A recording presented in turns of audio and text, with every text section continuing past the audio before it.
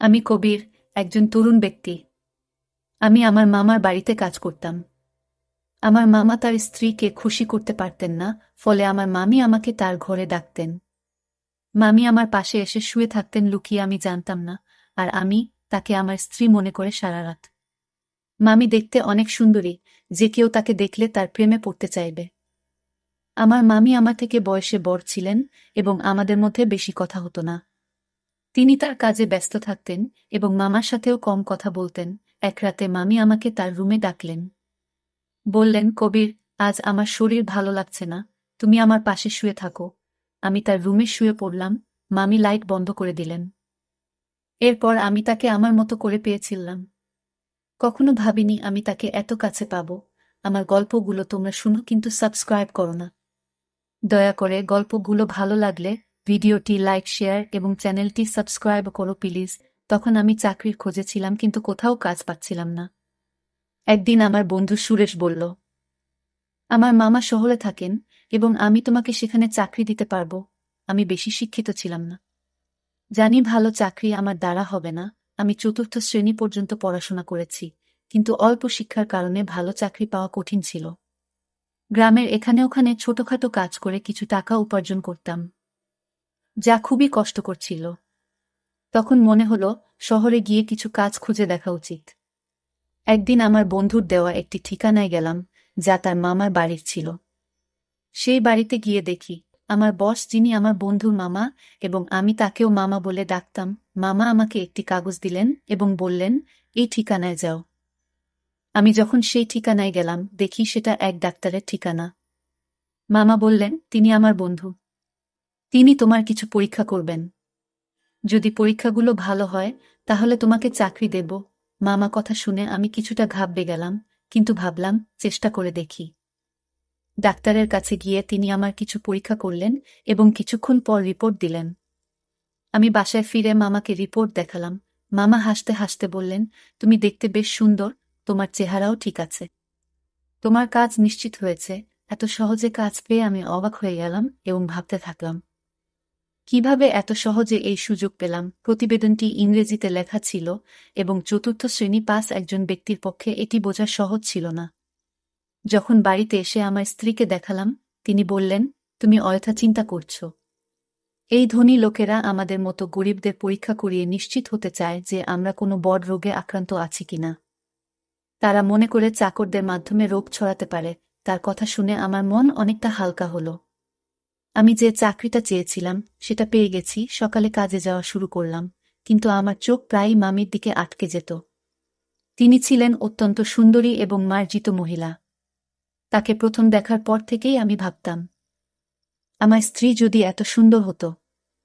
আমি আমার মামির একজন সাধারণ চাকর ছিলাম, তার অর্থের কোনো অভাব ছিল না। তিনি আমাকে প্রতিদিন বাজারে নিয়ে যেতেন, কারণ তার কোনো সন্তান ছিল না।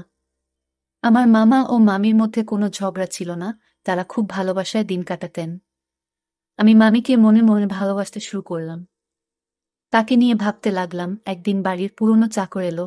সে আমাকে অভিনন্দন জানিয়ে বলল, তুমি পরীক্ষায় উত্তীর্ণ হয়েছ, কিন্তু মনে রেখো, এই বস, যাকে তুমি মামা বলে ডাকো, খুবই কঠোর। এই কথা শুনে আমি ঘাবড়ে গেলাম এবং ভাবতে লাগলাম, যদি আমাকে চাকরি থেকে বের করে দেয় তাহলে আমার কি হবে। সে চলে যাওয়ার পর আমি মামা মামিকে খুশি রাখার জন্য আরও মনোযোগী হলাম, কারণ এখন আমার চাকরিটা চলে গেলে এখন আর কোনোভাবেই চাকরি পাবো না। তাই আমি এই চাকরিটা মন থেকে করতে লাগলাম।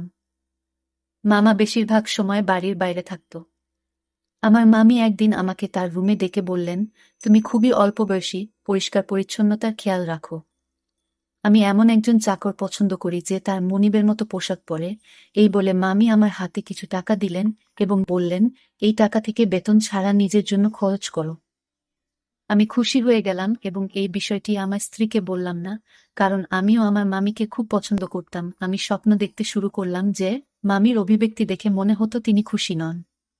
তার কোনো সন্তান ছিল না, তাই মনে হতো মামা তাকে খুশি করতে পারছেন না। আমি মামিকে খুশি করতে চেয়েছিলাম। মামির দেওয়া টাকা নিয়ে পরের দিনই একটা মার্কেটে গিয়ে কিছু নতুন জামাকাপড় কিনলাম। আমাকে দেখে মামি বললেন, আজ তোকে খুব সুন্দর লাগছে, সবসময় এমনই থেকো। আমি লজ্জা পেয়ে চোখ নামিয়ে নিলাম। আসলে আমার বিয়ে হয়েছে মাত্র 3 বছর, কিন্তু আমার স্ত্রী মামির মতো সুন্দরী ছিলেন না। বিয়ের 2 বছর পরই আমাদের সন্তান নিউমোনিয়া হয় এবং সে পৃথিবী থেকে চলে যান।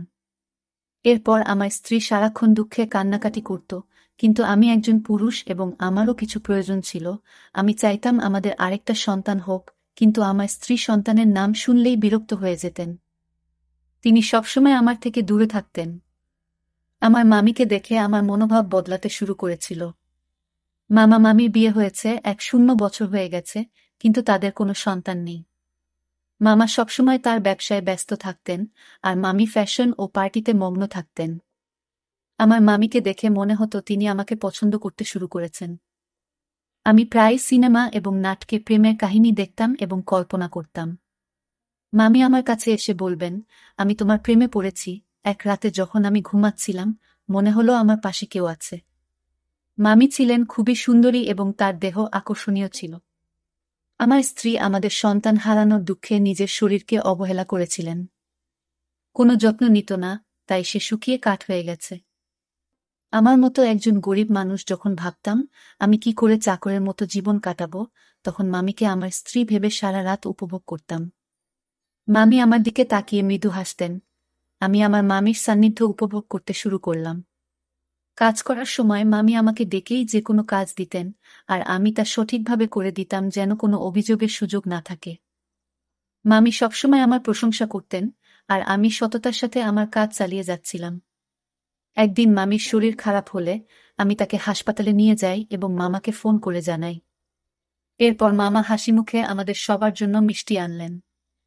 এরা দেখে আমি খুব খুশি হয়েছিলাম, কিন্তু সেই দিন থেকে মামির আচরণ বদলে গেল। তিনি আমার দিকে অদ্ভুতভাবে তাকাতে লাগলেন এবং বাইরে যাওয়া কমিয়ে দিলেন। ফলে এখন শুধুমাত্র মামির সঙ্গেই আমার দেখা হয় কম। কিছুদিন ধরে আমার মন মেজাজ খারাপ ছিল, কারণ আমি মামির সান্নিধ্যে অভ্যস্ত হয়ে পড়েছিলাম। আমার মনে হয়েছিল আমি হয়তো মামির প্রতি আসক্ত হয়ে পড়েছি। তবে আমার কাজ চালিয়ে যেতে লাগলাম। সময় চলে গেল এবং অবশেষে সেই দিন এল যখন মামি একটি সন্তানের জন্ম দিতে চলেছিলেন। কিন্তু মামা আর আগের মতো খুশি ছিলেন না। তিনি সবসময় চিন্তিত থাকতেন। আমি ভাবতে লাগলাম, মামা কেন খুশি ছিলেন না? আমি যখন বাবা হলাম তখন আনন্দে উঠছিলাম।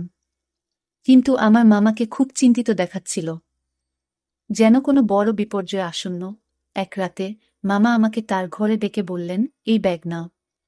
যদি আজ রাতে আমার স্ত্রী সন্তান জন্ম দেয়, তবে এই ব্যাগটি ব্যবহার করো এবং শিশুটিকে গোপনে সরিয়ে ফেলো। আমি কখনো মামার কোনো নির্দেশ নিয়ে প্রশ্ন করিনি, তাই সেদিনও কিছু বললাম না, কিন্তু আমার মন খুব অস্থির ছিল। বারবার ভাবছিলাম, কেন মামা তার সন্তানের জীবন নিতে চাইছেন? রাত গভীর হলে মামি ঘুমিয়ে পড়লেন, তাই আমি গোপনে তার রুমে গেলাম। মামি তখন চোখ বন্ধ করেছিলেন। আমি মনোযোগ দিয়ে তার দিকে তাকালাম। মামির মুখে সেই চিরচেনা সৌন্দর্য দেখে আমি মুগ্ধ হলাম, কিন্তু আমার অবস্থান মনে করে মামার কথা মেনে নিলাম।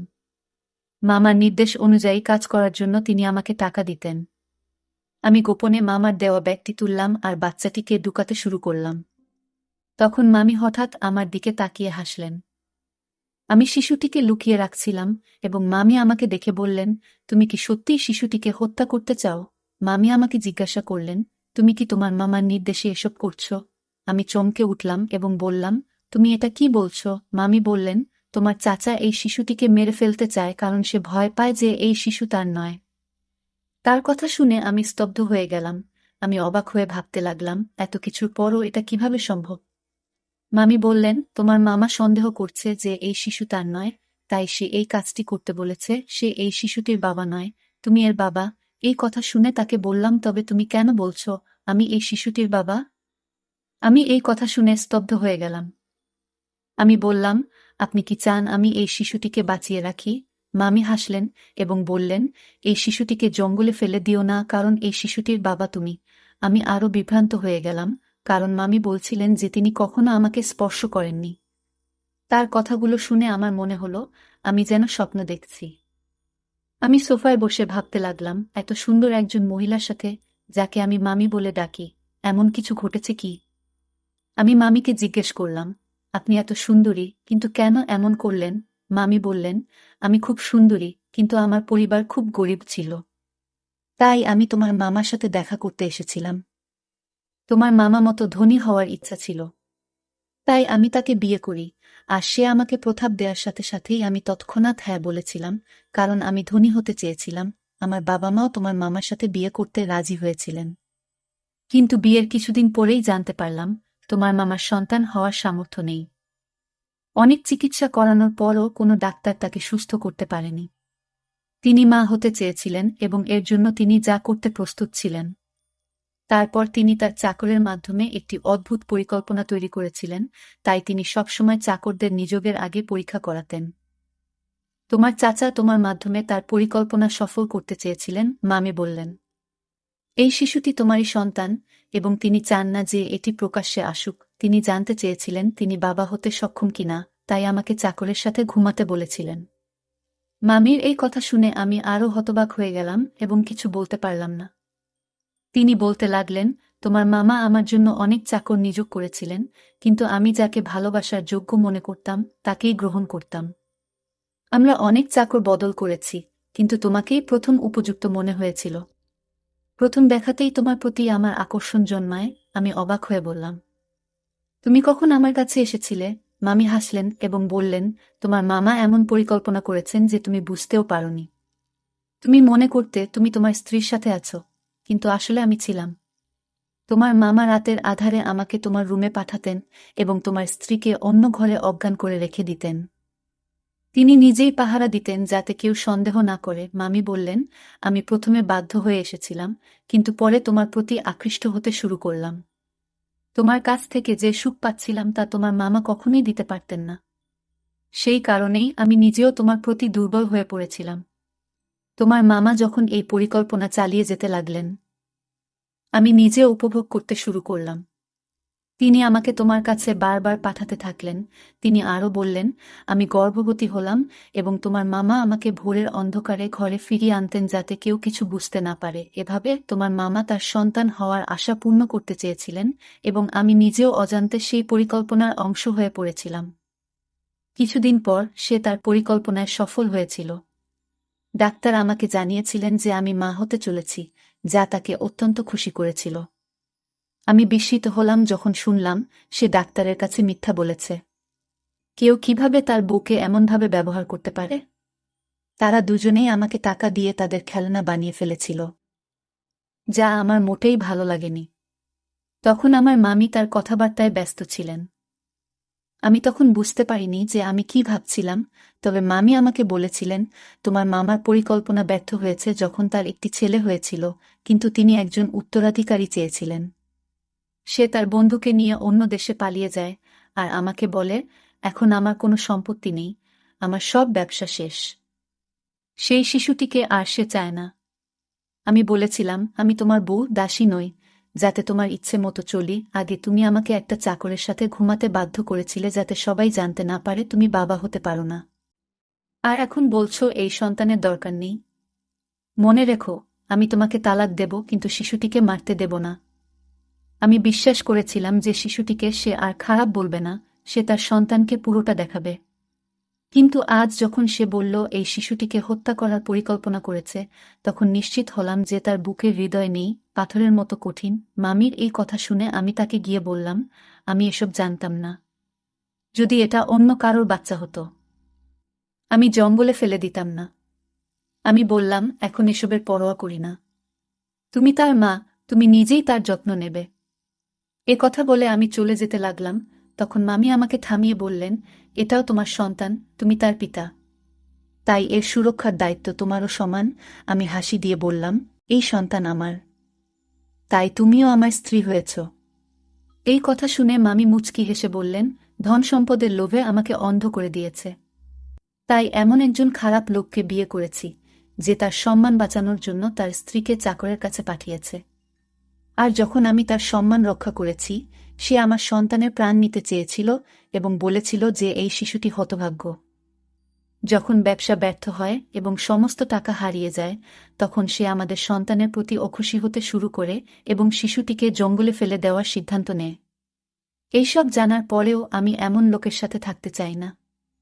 আমি মামুর দিকে তাকিয়ে জিজ্ঞেস করলাম, এই সন্তানের জন্য আপনি কি একজন নিজ চাকরের সাথে থাকবেন?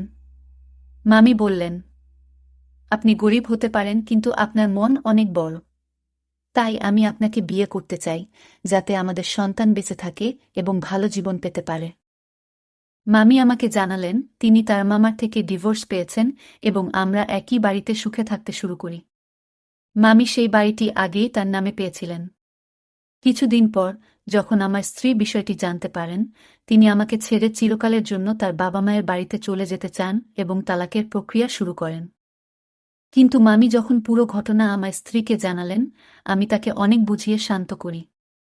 অবশেষে আমি আমার দুই স্ত্রীর সাথেই সুখে সংসার করতে শুরু করি এবং আমরা সবাই মিলে সুখে থাকি।